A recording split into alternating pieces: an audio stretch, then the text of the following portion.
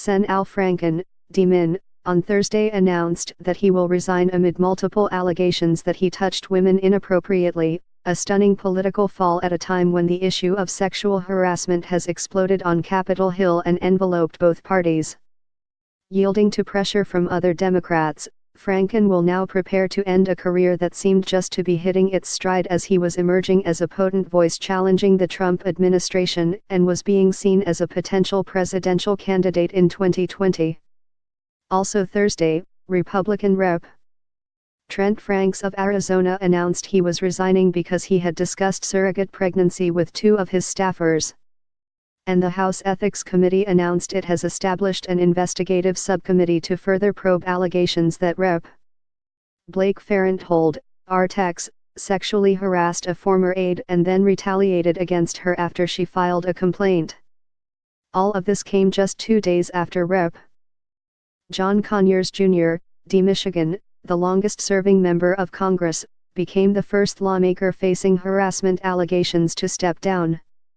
The resignations could increase pressure on other accused offenders in the House, including Farenthold and Reuben Kibwen, D. Nevada.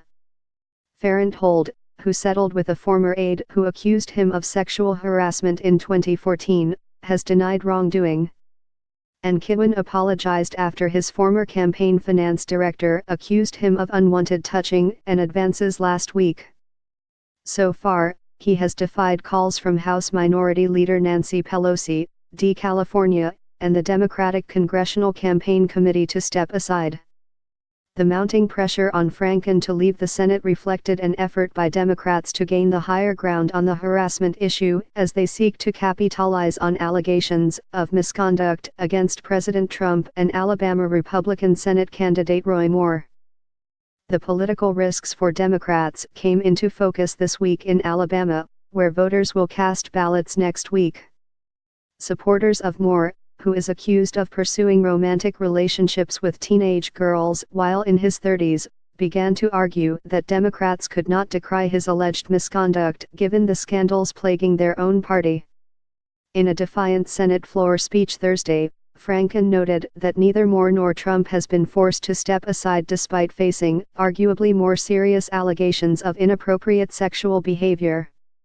There is some irony in the fact that I am leaving while a man who has bragged on tape about his history of sexual assault sits in the Oval Office, and a man who has repeatedly preyed on young girls' campaigns for the Senate with the full support of his party, Franken said.